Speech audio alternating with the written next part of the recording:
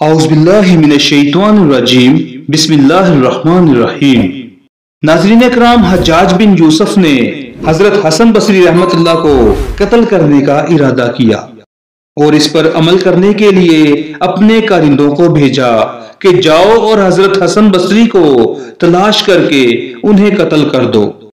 हजरत हसन बसरी को जब इस बात का इल्म हुआ तो आप नाहक कत्ल होने के खौफ से अपने घर से निकल आए और चलते चलते हजरत हबीब अजमी के पास गए।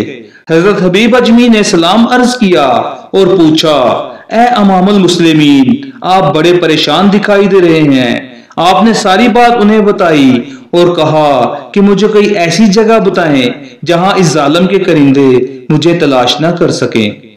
हजरत हबीब अजमी ने फरमाया, आप अल्लाह से पनाह मांगे और मेरे हुजरे में जाकर बैठ जाएं। आप उनके हुजरे में दाखिल हो गए और नमाज शुरू कर दी।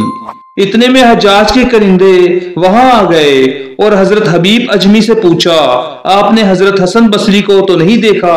आपने फरमाया, हाँ देखा है। उन्होंने पूछा, वो कहाँ हैं? आपने फरमाया, वो मेरे हुजरे में हैं। ये सुनकर सब करिंदे आपके हुजरे में घुस गए, लेकिन हजरत हसन बसरी उन्हें वहां नजर न आए। तो वो बाहर आ गए और पूछा, आप इतने मुत्तकी बंदे हैं और फिर भी हमसे झूठ बोल रहे हैं। आपने फरमाया, मैं झूठ नहीं बोल रहा, दरअसल अल्लाह ताला ने तुम्हारी आंखों को अंधा कर दिया है। आपकी बात सुनकर वो करिंदे कई बार हुजरे में दाखिल हुए, मगर वो हजरत हसन बसरी को ना देख सके और फिर थक कर वापस चले गए।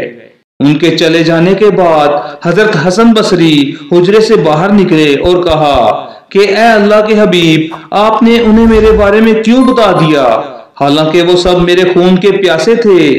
हजरत हबीब अजमी ने जवाब दिया, आप सच की वजह से ही तो बच गए हैं। अगर मैं उनके सामने झूठ बोल देता तो खुद भी मारा जाता और आप भी मारे जाते। इस तरह की मजीद वीडियोस के लिए हमारे चैनल को सब्सक्राइब करें। बहुत शुक्रिया।